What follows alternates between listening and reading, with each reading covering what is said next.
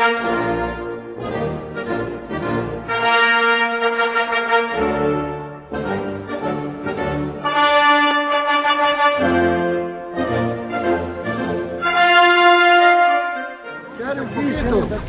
quiere? ¿Quiere un poquito de agua? Mi, el amo Charles Darwin. Sí, Yeah? sí. Captain Fitzroy. Sí. Mi, soy naturalista. Hueso. Hueso. Bones. Sí, hueso.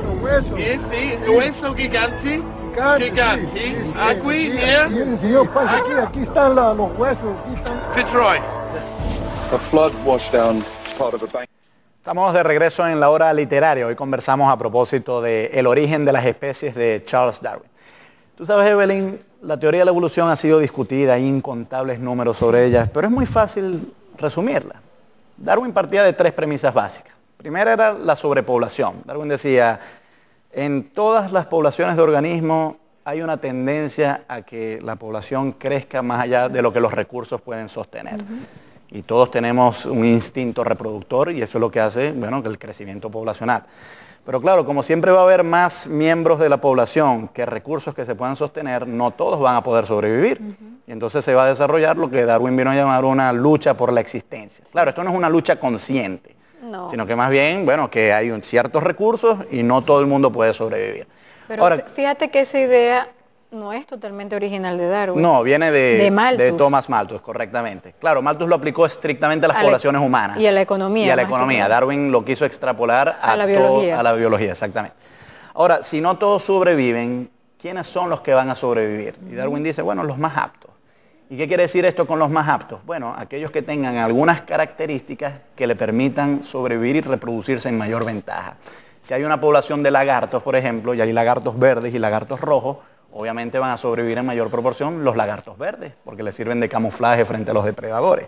Y Darwin decía, bueno, en las poblaciones hay variabilidad. Sí. Es decir, no todos los organismos son idénticos. Y precisamente como hay variabilidad, con el paso del tiempo se van reteniendo los rasgos más ventajosos y los más desventajosos van desapareciendo.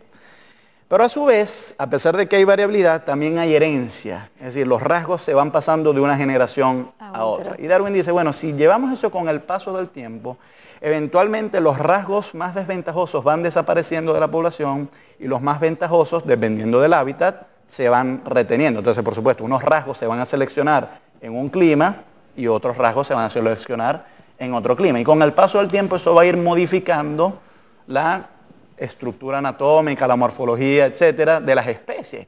Y Darwin decía, bueno, y vemos cómo entonces con el paso del tiempo las especies se van modificando y unas especies se van convirtiendo en otras. De forma tal que es una teoría sumamente sencilla de entender. ¿Tú cómo la ves? Mira, evidentemente es la teoría más aceptada hasta ahora, aunque en los últimos años han surgido algunas otras evidencias que hacen que uno regrese y vuelva a ver a Lamarck.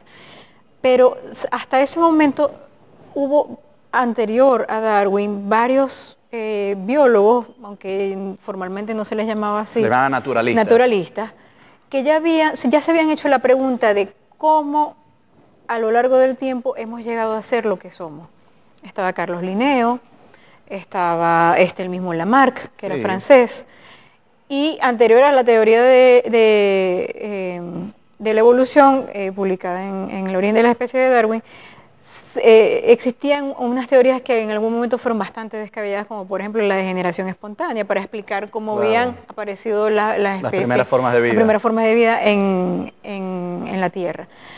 Pero evidentemente la proeza, para llamarlo de alguna manera, de Darwin en este libro es que el conocimiento que él logró resumir en el libro era algo que provenía de una minuciosa observación, de la recolección de evidencias. Es decir, él no habló por hablar.